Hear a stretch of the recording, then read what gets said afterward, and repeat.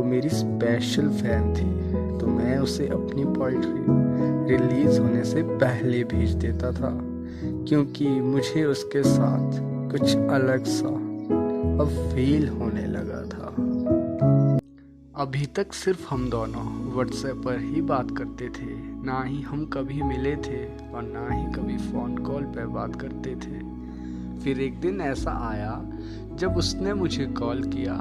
मैंने भी हेलो बोलकर उसका कॉल रिसीव करा। उसने एग्ज़ाम से रिलेटेड क्वेश्चंस पूछने के लिए मुझे कॉल किया था। शायद उसे सिलेबस में कुछ परेशानी आ रही थी। उसने मुझे वैलेंटाइंस डे के दिन कॉल करी थी। वो तुम्हारी पहली कॉल थी जो 1 मिनट 34 सेकंड तक चली थी। उस दिन एग्ज़ाम था हमारा। एग्ज़ाम के बाद मुझे फिर से कॉल आया था तुम्हारा, जिसमें कुछ बातें तुमने कही और कुछ बातें हम भी कहते गए। तुम्हारी उन बातों को हम ध्यान से सुनते गए। तुमने अपने पास्ट के बारे में मुझे सब कुछ बता दिया था। ये तुम्हारा दूसरा फ़ोन कॉल था जो तुमने मुझे किया था।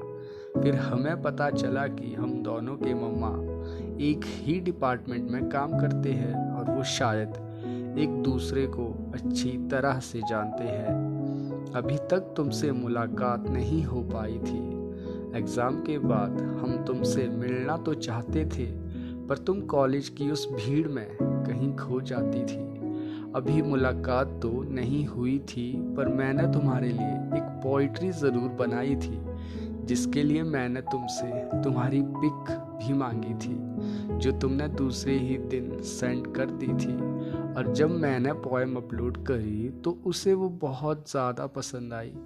उसने वो पोएम अपनी फैमिली को भी सुनाई। फिर मैं अपनी सभी पोएम्स में उसकी हेल्प लेने लगा। शायद इसी वजह से मेरी हर पोएम में उसका जिक्र होने लगा।